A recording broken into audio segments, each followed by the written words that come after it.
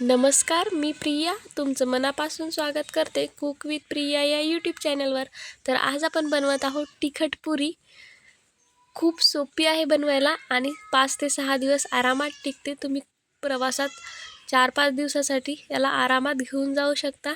अगदी कमी वेळेत बनून तयार होते. चला तर लगेच रेसिपीला सुरुवात करूयात. पण त्या अगोदर रेसिपी शेवटपर्यंत पहा. आवडली तर नक्की चॅनलला लाईक, शेअर, सबस्क्राईब करायला विसरू नका. चला तर मग रेसिपीला सुरुवात करूयात.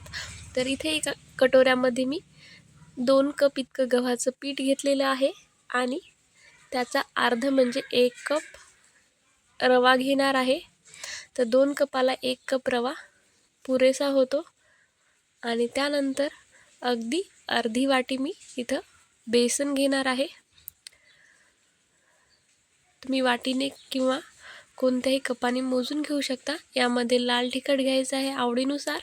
मी इथे 1 चमचा लाल तिखट घेतला आहे आणि त्यामध्ये अगदी अर्धा चमचा इतकी हळद टाकत आहे.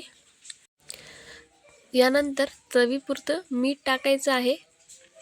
तर इथे मी 1 चमचा इतकं मीठ घेतलेलं आहे.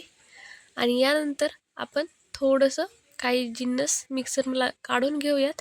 इथे मी धने, जिरं, ओवा, त्याचबरोबर 3 ते 4 लसूण पाकळ्या आणि 2 मिरच्या घेतलेल्या आहेत, ज्या मी वाटून घेतलेल्या आहेत. तुम्ही मिक्सरला बारीक करून घेऊ शकता. त्यानंतर 2 ते 3 चमचे गरम तेल टाकायचं आहे आणि त्यानंतर याला मिक्स करून घेऊयात. खूप सोपी रेसिपी आहे, अगदी सहज कोणालाही जमेल. आणि ह्या पुऱ्या तुम्ही 4 ते 5 दिवस आरामात खाऊ शकता, हवा बंद डब्यामध्ये ठेवून. त्याला मिक्स करून थोडं थोडं पाणी घालत आपल्याला इथं हा उंडा किंवा कणिक मळून घ्यायची आहे. तर इथं अगोदर थोडीशी कोथिंबीर टाकूयात बारीक चिरलेली. यालाही थोडंसं मिक्स करून घेऊयात सगळीकडे पिठामध्ये. आणि नंतर 1 कपभर मी पाणी घेतलेलं आहे आणि जसं जसं आपल्याला लागेल तसं तसं इथं पाणी घेऊन हा उंडा मळून घ्यायचा आहे. अगदी घट्ट असा उंडा मळायचा आहे, खूप जास्त सैलसर नाही करायचा. तर इथं मला जवळपास 2 कप पाणी लागलेलं आहे. जितकं मी गव्हाचं पीठ घेतलं होतं तितकंच मला इथं पाणी लागलेलं आहे हा उंडा मळण्यासाठी किंवा कणिक मळण्यासाठी. त्याला थोडंसं पाणी लावून मऊ करूयात. जसं आपण पुरीला कणिक मळतो तशीच ही कणिक मळून घ्यायची आहे. तर याला थोडंसं पाणी लावून थोडंसं आपण मळून घेऊयात, कारण याच्यामध्ये आपण रव्याचा उपयोग केला आहे आणि रवा पाणी शोषून घेतो. तर हे बघा, अशा प्रकारचा एक डो आपल्याला करून घ्यायचा आहे. याला झाकून ठेवूयात 10 मिनिटासाठी आणि नंतर 10 मिनिटानंतर हे बघा, अशा प्रकारे आपला डो तयार आहे. आणि नंतर याला थोडंसं तेल लावूयात आणि आपण याच्या लाट्या पाडून घेऊयात किंवा छोटे छोटे बॉल्स बनवून घेऊयात पुऱ्या लाटण्यासाठी. तर इथे मी अर्धी कणिक घेतलेली आहे, त्याला असं सिलेंड्रिकल शेपमध्ये करून घ्यायचं आहे. थोडंसं तेल लावलं हाताला की जो उंडा आहे तो हाताला चिटकत नाही. आणि याला कट करून घेऊयात चाकूच्या सहाय्याने, किंवा तुम्ही तशा पण याच्या गोळ्या बनवू शकता तोडून. तर ही सोपं पद्धत आहे लाट्या बनवण्याची किंवा बॉल्स बनवण्याची. तर एक प्रकारचे सगळे बॉल्स बनतात. ते याच्या पूर्ण अशा आपण हातावर गोळ्या बनवून घेऊयात आणि एका बाउलमध्ये किंवा कटोऱ्यात टाकून घेऊयात. ते या लाट्या बनवून आपल्याला याच्यावर झाकण ठेवायचं आहे. तर सगळ्या इथं मी हे बॉल्स बनवून घेणार आहे. तर इथं आपले 20 ते 22 बॉल बनून तयार होतात.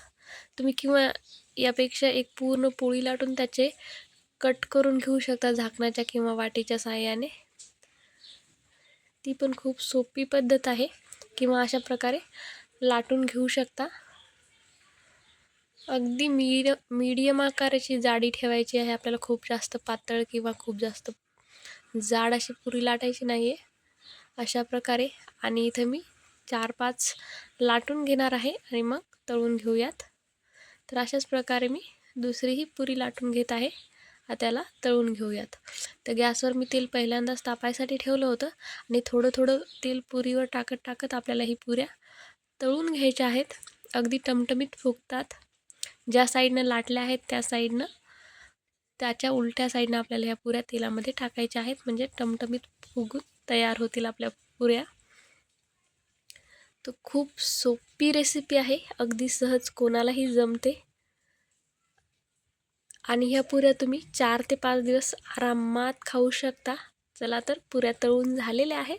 बघू शकता इथे मी 5 पुऱ्या तळून घेतलेल्या आहेत आणि सगळ्याच पुऱ्या आपल्या टमटमीत अशा फुगलेल्या आहेत. ह्या पुऱ्या तुम्ही बनवून ठेवून मुलांच्या टिफिनला पण देऊ शकता. जर गडबड असेल, सकाळी काही असेल, तर कधी झालं नाही काही बनवणं, तर ह्या पुऱ्या तुम्ही नक्की बनवून देऊ शकता. मुलं खूप आवडीनं खातात त्याला. अगदी सोपी रेसिपी आहे आणि 4 ते 5 दिवस आरामात टिकतात. तुम्ही प्रवासातही याला घेऊन जाऊ शकता स्नॅक्सच्या स्वरूपात. आणि हे बघा किती सॉफ्ट अशा झालेल्या आहेत ह्या पुऱ्या. अजिबात वाकस अशा ह्या पुऱ्या बनत नाहीत.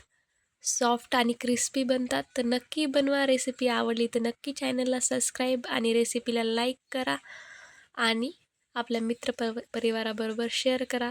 धन्यवाद.